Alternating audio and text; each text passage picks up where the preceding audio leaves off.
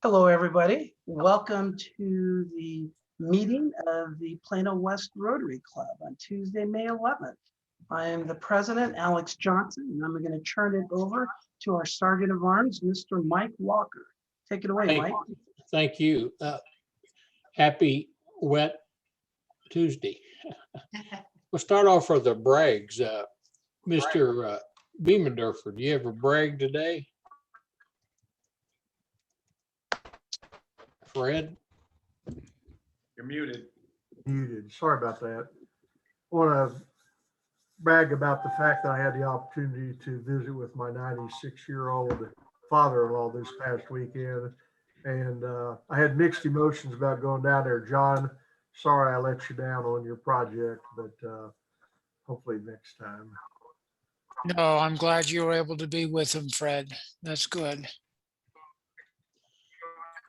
How about the Thorntons? Do we have, we only have 5 minutes for brags, so we can double up with Glenn and Michelle. Great Mother's Day. Got to spend time with family and just had a wonderful time. All right, Beautiful that's day. good. All right, thank you. John, do you have a brag? John Russell? Oh, well, I just want to brag that we had a fantastic day on Saturday. Thank you to everyone who helped us. And it was good all around. I don't see Catherine here, but I want to brag big time about her help. Thank you. Isabella, you have a brag this morning? Anything you'd like to kind of brag on?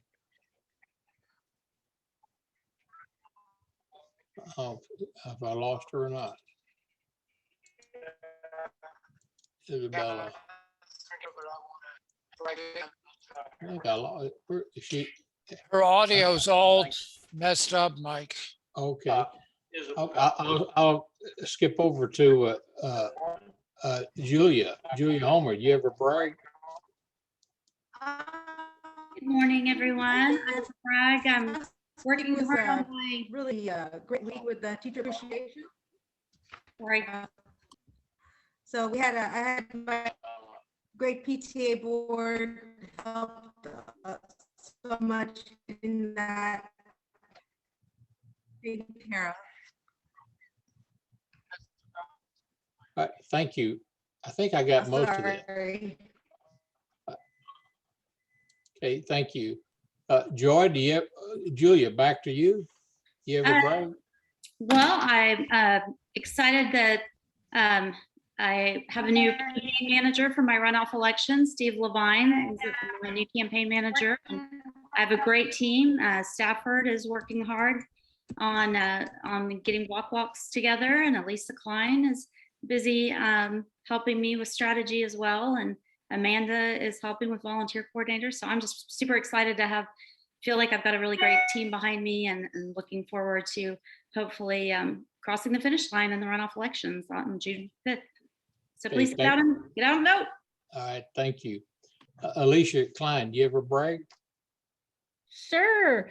I have some beautiful hydrangea bushes that we planted last year. They got mowed down and they survived, and they've survived the winter and the big storm, and they're blooming and they're beautiful. And I just think that's just a nice, small little brag that I can't keep anything alive when it comes to greenery. So I consider that a win. Hey, thank you. Shannon, you have a brag you'd like to share with the club this morning?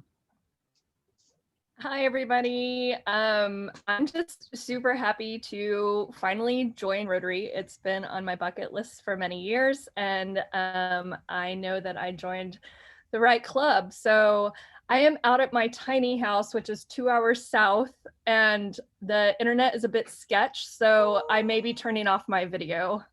We have some storms rolling in, but I'm happy to be here. We're glad you're here. I think I've got time for one more brag before they take the mic from me. Mr. James Thomas, do you have a brag this morning? Yes, I'd like to send it out to WFAA Channel 8 News that my lovely wife and I, for the first time, went out on a date and she's a germaphobe, so we hadn't been out since I think the 60s. So we went on our first date last night to a restaurant where we could eat where humans were, and it was amazing because she's not accustomed to eating with humans. But yeah, my wife and I went out on a date last night. Yay! Hey, well, I want to know who paid. Yeah. Was Mike, it Dutch or? Mike, I always pay. Yeah. One way or another, I pay. Okay. All right, thank you very much. Okay, Mr. President, back to you. Hey, thank you, Mike, and thank you, everybody. What are we going to do to kick off our meeting? We're going to have our amazing club member, Randall Livingston. He's going to lead us in prayer. Take it away, Randall. Everyone, please bow with me. Father in heaven, we just thank you for this day and the many blessings that you've bestowed upon us. We pray that you just continue to bless us in our efforts to help others in this community and the world. We pray that you just continue to bless this discussion and help us with our strategy discussions today during this club. And we pray for all of this in your son's name, Jesus Christ. Amen. Excellent. Thank you, Randall. Well, next we're going to have our teacher on duty, Debbie. She's going to lead us in the pledge. All right. Thank you. I pledge allegiance to the flag of the United States of America and to the republic for which it stands, one nation, under God, indivisible, with liberty and justice for all. Thank you, Debbie. Now, what I'm going to do now is what I call the most fun thing for us to do. We are going to vote and induct a new member, Isabel Segovia. Now, a lot of us have already met Isabel because she has been volunteering with us for a while, a lot actually, and she's been very active in the community. She's even donated to the Rotary Foundation already, which is just amazing. So the way it works, Isabel, is that at this point, I am speaking directly to you. Obviously, we are not meeting in person yet, but we do our inductions virtually. So everybody else is just in the audience, and here I'm going to be inducting you. So this is just a me to you. Isabel, you have been proposed for, oh, I'm sorry. See, I messed up again. I do this all the time. We have to vote for you first. So at least you know this isn't well scripted, right? So the way we handle our votes are we use the Zoom polling feature. And so I'm so excited about just inducting, kind of forgot what we have to do. So who here? So all of our members can vote. Who can't vote is Isabel, Alyssa, Julie, and Shannon. Shannon's not a member yet, but you will soon be able to vote.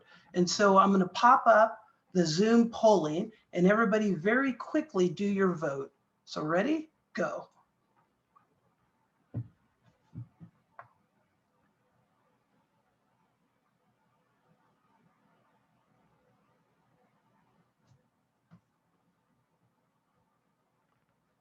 Perfect. And it was unanimous. See, that's why I was just going to skip. Everybody loves you, so I knew it was going to be unanimous. Wow, so now that tells you how excited I get about this. So now I'm going to induct you.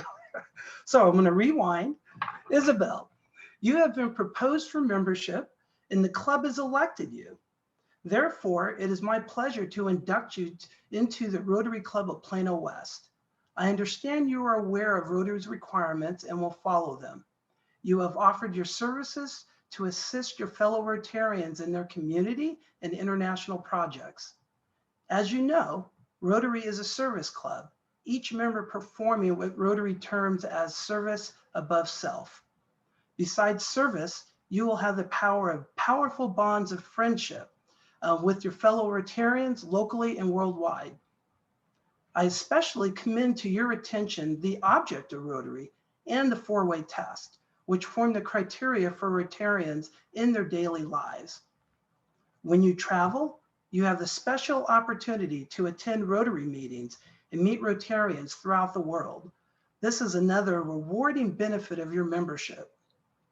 And now, by the power vested in me as president of the Rotary Club of Plano West, I pinned this emblem. It's right here, but we will get it to you soon. I pin this emblem on you and declare you to be an active member of this Rotary Club. Welcome to Rotary. We all look forward to the enrichment of our lives and your own by your association with the world's oldest, largest, and finest service organization, Rotary International. Yay! To tell you how awesome it was, our chief of police just hopped in so he could say congratulations to you as well. So Isabel, do you want to share with the group a little bit now, your fellow Rotarians?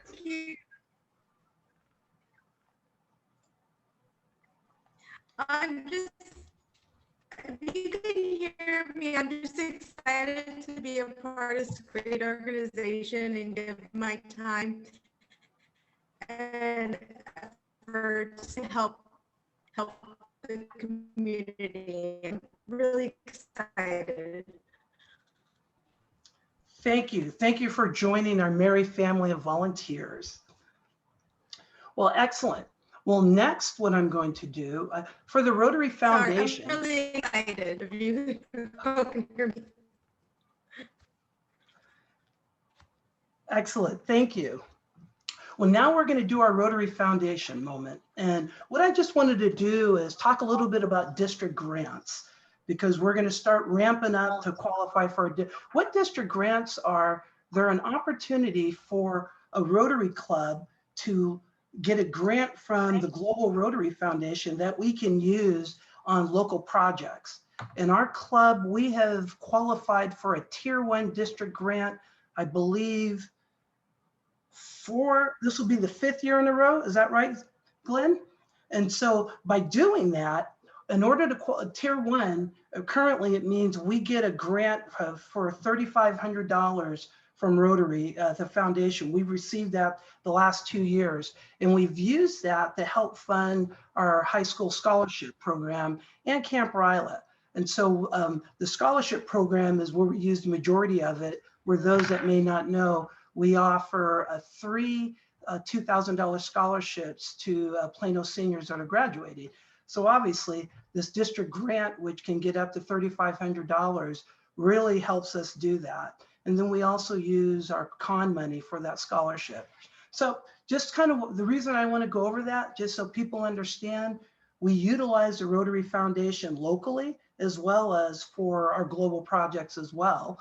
And then Catherine's not on. Catherine is leading our our global grant team in partnership with the city. Actually, we have 3 staff members from the city. We have our amazing friend, James Thomas from the school district, Joy Hinkelman from the Wellness Center, and then another agency. And we're, well, Joy, let's know, who do you want this? Either Joy or James, you want to talk about what this project is?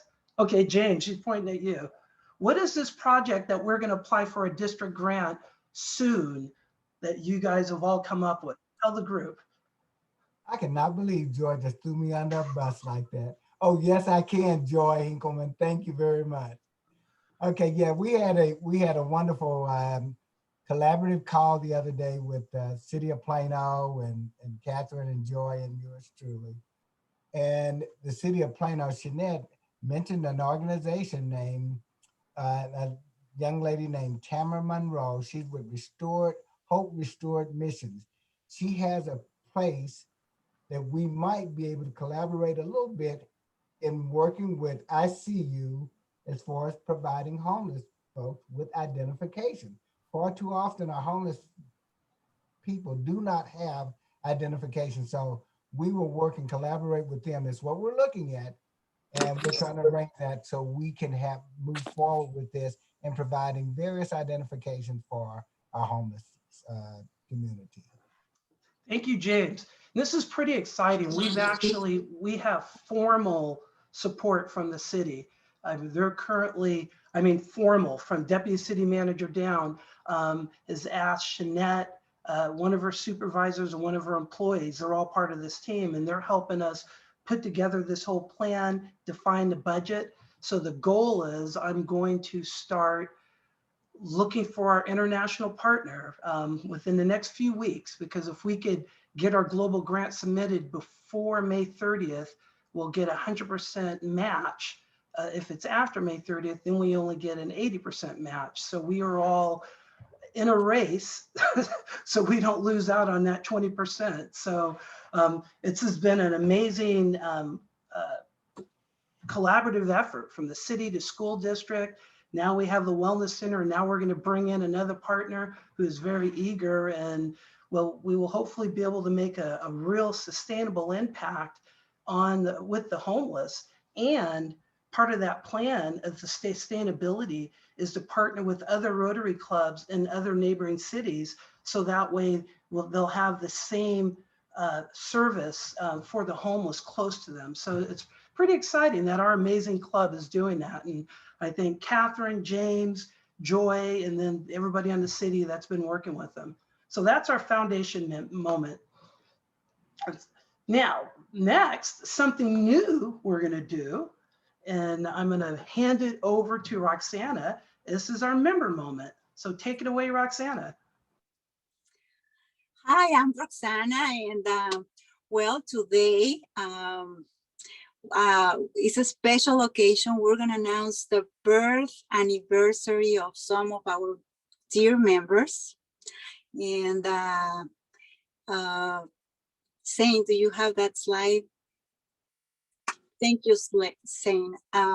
So this month we have Jennifer Orth, LaShawn Ross, Robert Stone, his birthday was yesterday, and Aretha Okang. And major birthday, be blessed with everything that puts a gigantic smile on you guys. And so members, I encourage you to send them a message, send them an email. It's a special month for them, and happy birthday. That's all. Alex, back to you. Thank you, Roxana. We're going to be doing a member moment every meeting. So Roxana's got a surprise relative to our memberships every week in her team. So I'm excited. This is a great addition to our meetings. Now, it's interesting that Jenny and LaShawn are birthday twins, and neither one of them are on here. So they just had their birthday not that many days ago. So at least we all know and send them happy birthdays. Well, excellent. What I want to do now, throw my slide back up here, is talk about some of our club business. I do want to welcome Shannon Modlin, who submitted an application, then also Preksha Shah. They will make our 64th member. And as you'll see on the slide, with them, we will be at gender parity, 32 women and 32 men. So that's awesome. And everybody, I think everybody already has their information to welcome them to the club. And thank you, Shannon, for being on. Last week, some people have heard this verbally, but last week, Rotary International let me know that our club is officially, statistically, the fastest growing club in the United States. And that's out of 7,500 Rotary clubs.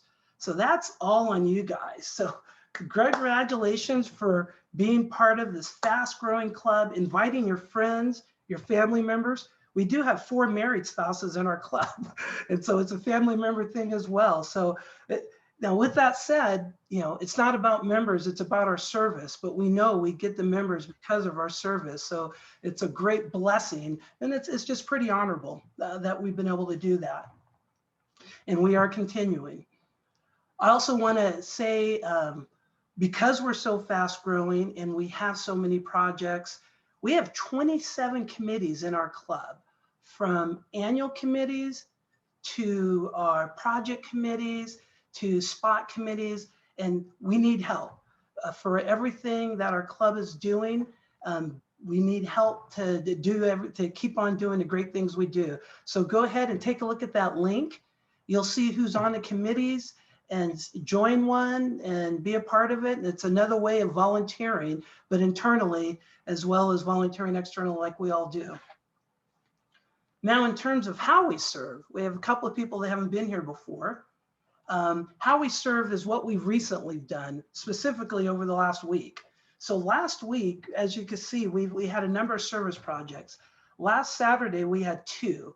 We had Love Where You Live, where we supported the city on cleanup. The curb address didn't happen, so all our volunteers just helped cleaning up. And John did a great job of running that. And we had Catherine there that helped him with registration. And it was really excited for us to just work alongside the city. And I actually got to meet people that we've been working with for a while, because they had a number of people in the neighborhood services division there. And then in the afternoon, we had our weekly COVID awareness block walking team. I think Joanna and Laura are the only 2 members of that core group that are in right now. I heard they had 25 volunteers for that one. And they knocked out, I think, well, Isabel, you've been volunteering with them almost weekly as well. I just saw you shaking your head. And what's most important is, yes, it's great that we're doing this service, but if you look at this next bullet, I was contacted by the city and they said they saw an increase of 7% in Hispanic population vaccinations. And just so you know, what this project is doing, the city has identified the low areas of vaccination was the Hispanic community. And a lot of it's because of the language. So these door hangers have English on one side, Spanish on the other.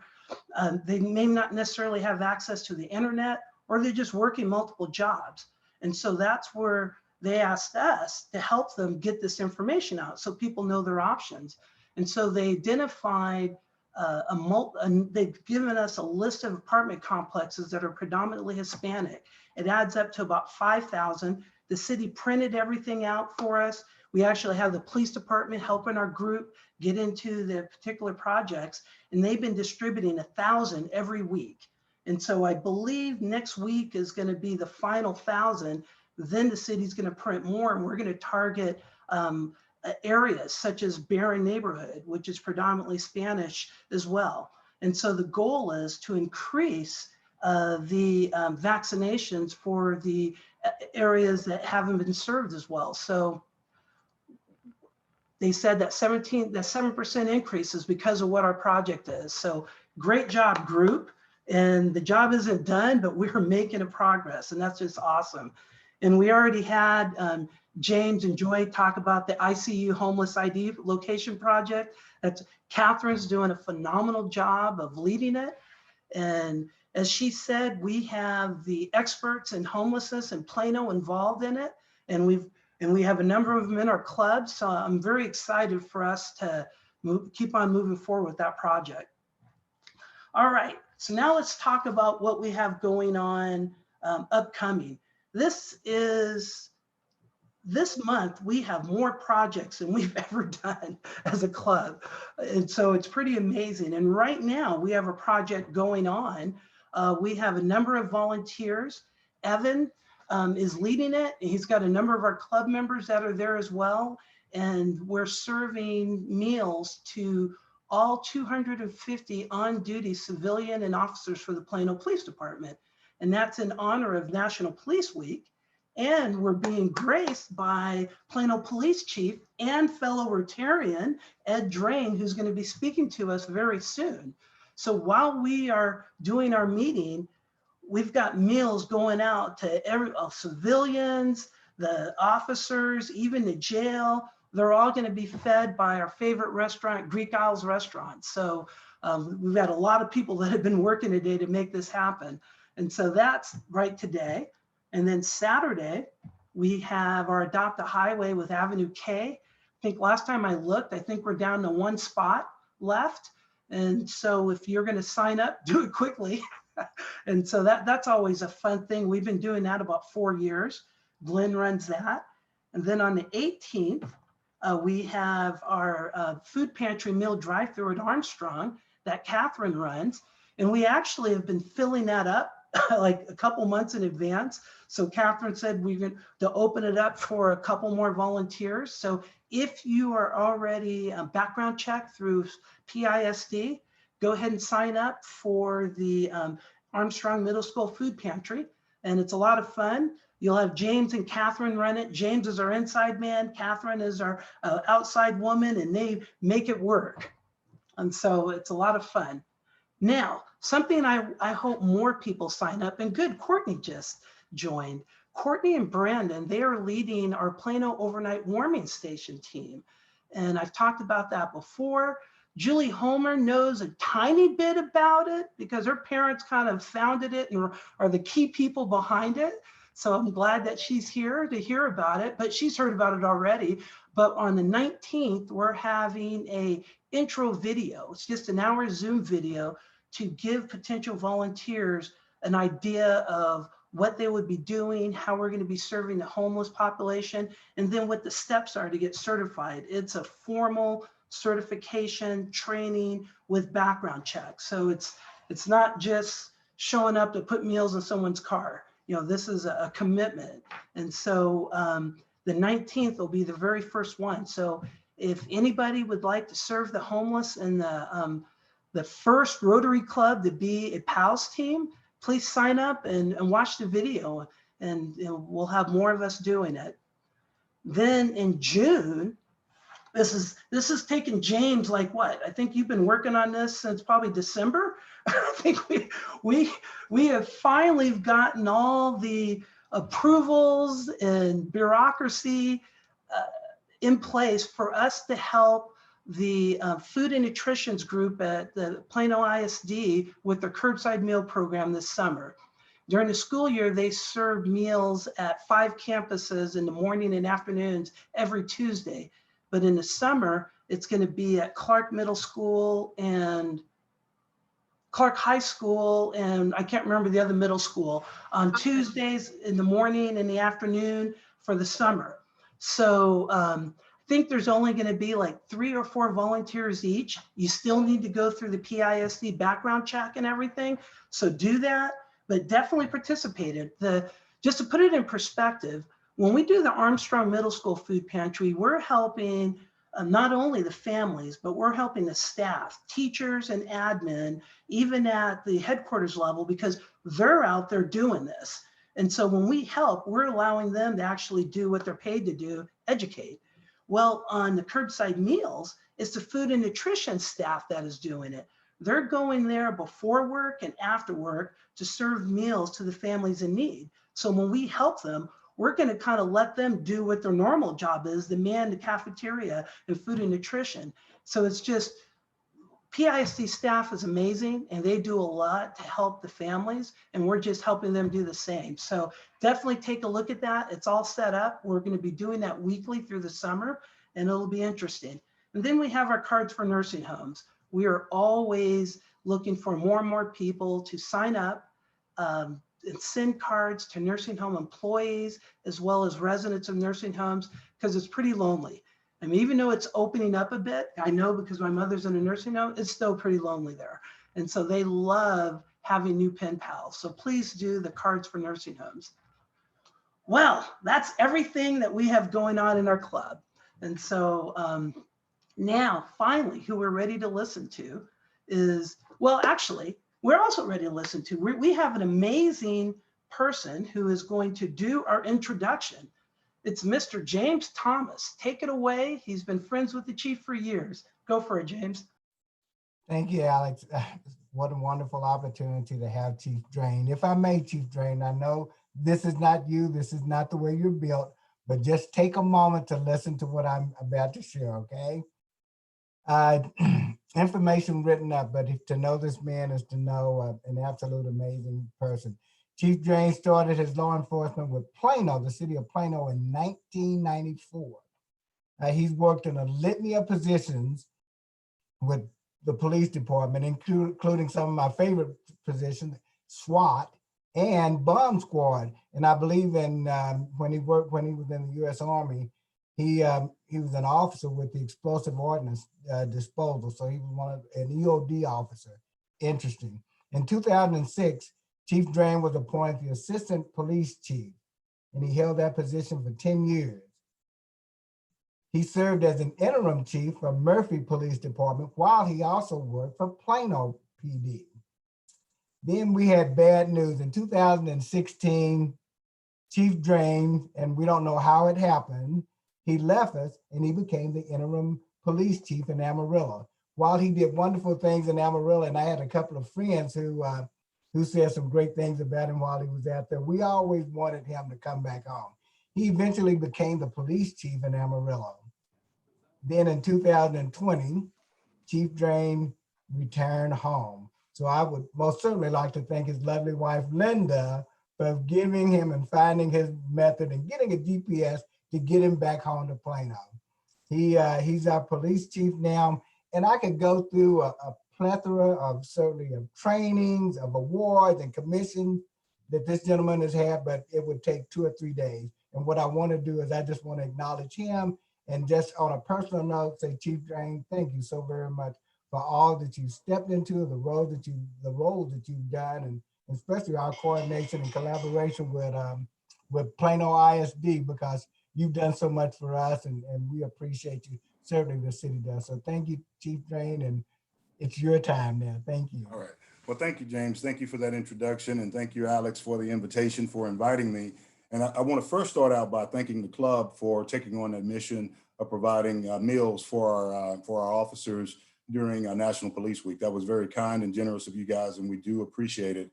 And James, I know you mentioned providing the ID for the homeless, and Sergeant Heasley had mentioned that project to me, and I think that's a great idea. You know, we did a similar thing in my previous city because the homeless would have to have some kind of ID. We actually did have homeless shelters there, Salvation Army and a couple of other smaller ones, but they had to have ID. And so we would do background checks on them, and they couldn't use it for everything, but it was good enough for those agencies to allow them to get in and sleep at night and use those facilities. So, and when I look at the laundry list of projects you guys are doing, you guys are a relatively small club. You know, I visit different cities and I'll go check out, they've got some huge Rotary clubs out there, man, but you guys really punch above your weight. And I actually was interviewed by the Rotarian magazine about your club, I don't know, a week and a half ago maybe. And of course I said good things and talked about some of the things that we had partnered with you guys on. But what I want to talk about today is Alex asked me to talk about volunteer projects, how we can do together, how you guys can volunteer with the police department. But I like to start out anytime I talk to a group is giving you guys kind of an update on where we are with our performance measures. I talked to your club last time. I don't think Alex was here. So we were talking about 2019 stats. Of course, now we have our 2020 stats. So I want to give you a quick update on that. And I want to start out by giving you our mission statement is to provide outstanding police services in partnership with the community to provide a safe environment that contributes to the quality of life. And to make sure that we are fulfilling that mission statement, we have 4 performance measures that we look at, just 4. We look at a lot of different data, but most of them are going to fall under these 4 items. And so we look at our crime rate, we look at our traffic safety, we look at the quality of service we provide, and we look at the timeliness of the service that we provide, primarily by looking at our response time. So first, we'll start out with our crime rate in 2020. We had the lowest crime rate in the department's history in 2020. Some of that was related to COVID, of course. Our property crime was down about 2.5%, although our violent crime was up about 5%. But of course, there are a lot more property crimes. So still our offenses per 1,000 residents are 18.1. I know that's kind of difficult to put in perspective, but you know, our city is almost 300,000 people. And there is no city in America that you can find over even 200,000 people that's going to have a lower crime rate than that. That's really a really very low rate. We're talking about 18.1 offenses per every 1,000 residents is how that work out. And the offenses that we're looking at, there are 4 violent crime and 4 property crimes. So of course we look at murder, aggravated assault, robberies, and rapes or sexual assault are the 4 violent crimes. And then we look at burglaries, we look at auto theft and larceny, which is, you know, breaking into people's cars and stealing stuff, is 3 of them. And then the 4th is arson, is the four property crimes that we look at. So when you see cities comparing cities across the country on who has a lower crime rate, it's either all of those 8 crimes, or if they're just talking about which one is safer, sometimes they'll just use the violent crime rate to compare cities. And again, our city is going to compare well to anybody. The other performance measure that we look at is traffic safety.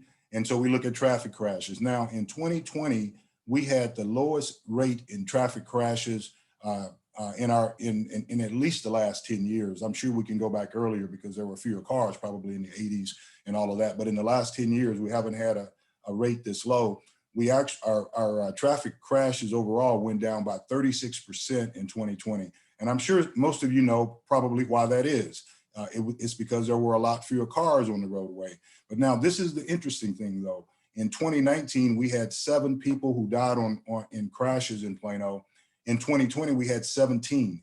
So a huge increase in deaths on our roadway, because what did we see? We saw fewer cars on the road, but the ones that were out there were driving much, much faster than typical. And we had several where multiple people died in crashes. So 2020 was a good year overall for fewer crashes and fewer injury crashes, but deaths were up considerably.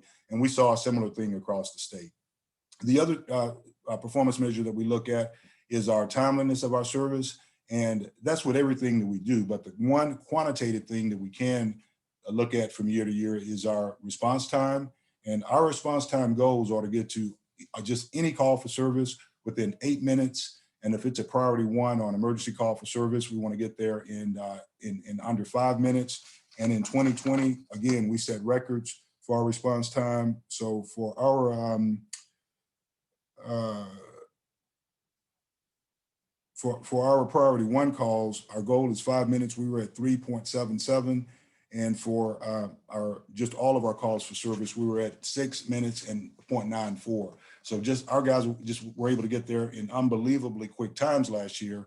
Again, primarily due to there being so few vehicles out on the roadway because of the shutdowns. So we got there pretty good there. And then the 4th performance measure that we look at is the quality of our service. So we do an end of year survey where we had been doing it by mail, sending it out to all the zip codes. This year, though, we did it by we did it over the computer and SurveyMonkey, and so we got a much better response than we typically do. But we do very well on those responses every year. It's a Likert scale, so the top 2, excellent and good. The middle is neutral. The bottom 2 are bad, and well over 94% of the people gave us the top 2 ratings on our survey. But of course, we are inside baseball, so people are going to say, well, Chief, of course, if I'm grading myself, I'm going to give myself a good grade, right? But the city itself has a consulting company come in every year. One year, the company will do residents. The next year, they'll do businesses. For 2020, for 2019, the most recent survey that they did, they did residents, and we were at 92% of them said they were satisfied with our service. The only people that beat us was the fire department. I think they were at 96%. But what I noticed on that ETC survey, I think is the consulting company, the next year when they do businesses, we're at 96%, and the fire department is typically at 92, 91%, somewhere in that range. But overall, though, they don't just look at police and fire and public safety. They look all across the city, and our city does an amazing job. Parks and Recs, because they also show you what the typical city gets on these surveys, and Plano by far beats any city that this company is surveying out there. So that's what's going on with that. So that's an update on where we are with our performance measures. I'd like to now move on and talk about some volunteer opportunities, first with the police department. So for someone generally to volunteer with the police department, there are 2 options. The city has something called a VIP program,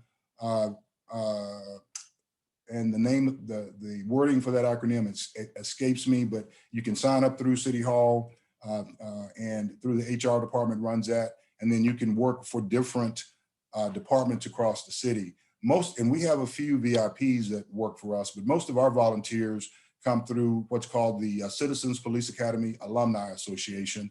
And to be a member of that association, you have to be a graduate of our Citizens Police Academy, which of course we halted about 14 months ago due to COVID. We'll probably start it back up again this fall, depending on how this COVID pandemic situation is, but it's looking pretty good in our area. And so we take volunteers into that program. People go to classes 1 day a week during the night for 2 to 3 hours. And the first night is kind of boring because I speak to the group, and it's not very interactive. But after that, man, it's Katie bar the door. It's really, how many of you guys have anybody participated in that before? Yeah, Julie, did you like it? Oh, yeah, yeah, It was a lot of fun. I mean, yeah, the CSI, the SWAT team, we got to see things blown up, got to drive a police car with the lights and sirens around an obstacle course, got to do shooting simulations. So it was fantastic. Highly recommend it. all right, yeah, and also you get to do a ride out with the police officer as a part of that program as well. And so once you complete that program, then you're eligible to join the Alumni Association. And we do some volunteer things as an association with the Alumni Association. They help us out with our banquet when we were doing a live banquet. We didn't do one this year, but hopefully we'll get back to that next year. And other projects that they help us out with as just as a member of the Alumni Association. But also, though, too, we have an even more intense volunteer program, and it's called Citizens Assisting Plano Police and CAPS. And to be a member of CAPS, you also, of course, have to be a graduate of the Citizens Police Academy and a member of the Alumni Association. And those guys go through some really intense training, and those are the ones you see driving the big white Tahoes out there. They have some of them can write. They can't write traffic citations, but they can write parking tickets for handicap. So just regular citizens are allowed to do that. You don't have to be an officer to write those, but you do have to be trained up on that. We just gave 2 of our CAPS volunteers awards for 2,500 miles on the Segway. So they were very helpful. I know some of you probably remember we had a homicide last year. We had 2 homicides and 1 manslaughter last year. So 3 that we had to report. One of those homicides was an Indian American lady. I'm sure you heard about that. She was on a jogging trail. There were a lot of people. There was a lot of fear in the community at that time. And so we did put some officers out on bicycles, but we only have so many of those. And our volunteers actually, they had taken off because of COVID. Some of them said, Chief, we want to come back. We want to come help. We want to get on the Segways. And they've got really sharp looking uniforms. They've got radios. Of course, they're not armed or anything like that, but they can observe and report, and they do provide an element of safety when those guys are out there. Of course, they're in pairs, and they came out and helped us out with that, and they've been continuing to help us out since then with a number of different things across the police department. So those are the key volunteer areas that we have in the police department. And again, the most intense of that is the CAPS program. Now, we do have some VIPs that go through the city program that help us out inside. They help with some of the investigators and some of our in our records department doing things as well. So those are the options that you have on the table there. Now, as far as us volunteering with you guys on different projects, that was why I spoke to the Rotarian magazine, is they wanted to know some of the projects that we had worked with you guys on together. And of course, some of those were in the Douglas community when you guys were doing some efforts there. Our neighborhood police officer was helping out with that.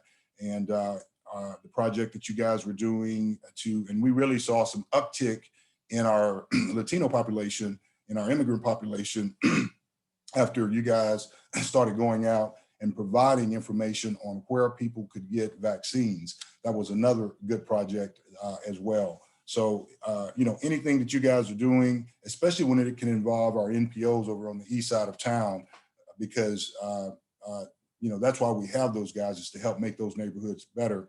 We are gladly and willing to jump with you guys. If Alex calls and if we can do it, we're going to try to make it happen. Or if any of you guys call for that matter, we're going to try to work with you and make it happen. With the homeless, James, I know we're working both with you guys and the school district on various homeless initiatives, and we have been for years. One of the things that we added last year in August was we have our neighborhood police officers who work in neighborhoods. Some of them work downtown in the business districts. The ones that work downtown deal with the homeless a lot. But even separate from that, though, we added 2 homeless mental health officers specifically to address homeless issues. And they're not going to be able to certainly not going to be able to go to all the mental health calls that we have in the city.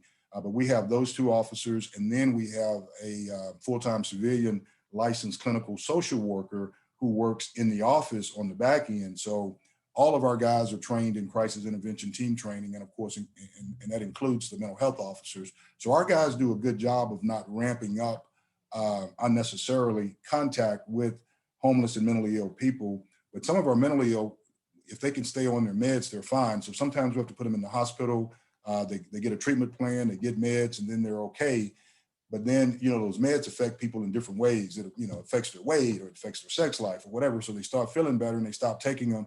And then, another crisis will develop. So that licensed clinical social worker, her job is to try to help keep those people on their treatment plans after they get out of the hospital. And then our neighborhood services just added another person who has been partnering and riding with our officers out on the street. And so, if the situation is not volatile, the plan is to let this civilian from neighborhood services make contact with the person initially to see if they can talk them into, going in and getting some services. Because our city, we don't have a homeless shelter per se, but there are a lot of services out there available if we can get the homeless to trust the system, trust our officers, trust our civilians that work in that area to try to get them some help. And again, so we'll partner with anybody on homeless initiatives, both your club and PISD, to try to help with that situation. I don't want to take up all the time talking, so I want to give you guys an opportunity to ask me any questions you might have. Anybody? Chief, I've got a question. Yes, sir. First, I want to say thank you for your military service to this country and also for coming back to Plano, like James said. Question is, does having DART accessibility, does that complicate law enforcement more than if we didn't have it? Well, I would say that it does create more issues, but you have to weigh that against the benefits as well, too. So certainly it's going to create some issues for us, but it's also it's also a benefit for people. Just in the time that I've left, they built a lot more housing units in and around the downtown area. And so for those folks that are heading south, down to Dallas to go to work or whatever, or even if they're going down there for entertainment purposes, that's pretty convenient, to jump on that DART and go to a basketball game or something than to have to drive your car and pay for parking and doing all of that if you want to go see the Stars or the Mavericks. So yeah, it's going to create things. I have to be truthful about that, but again, you have to weigh that balance. Chief Drain, it is so awesome to hear you speak and to explain the rationale, the logic, and the compassion that the Plano Police Department has for its citizens. That is why we're celebrating National Police Week, and our club is honored to feed, your staff today, and we look forward to doing it in future years. Now, in order to respect everybody's time, we have to end our meeting because a lot of people are at work and school.